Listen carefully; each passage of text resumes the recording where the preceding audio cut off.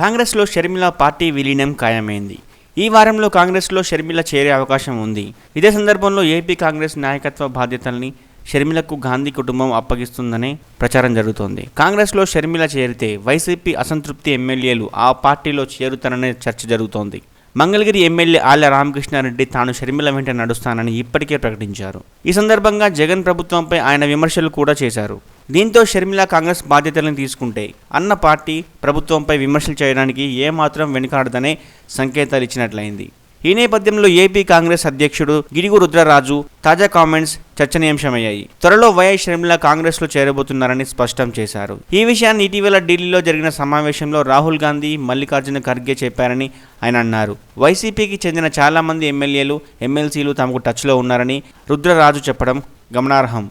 వైసీపీలో చాలా మందికి టికెట్లు దక్కవని చర్చ నడుస్తోంది. టీడీపీ, జనసేనలోకి వెళ్లలేని ఎమ్మెల్యేలు, ఎంపీలకు కాంగ్రెస్ ఆశ్రయం ఇస్తుందనే అభిప్రాయం వ్యక్తమవుతోంది.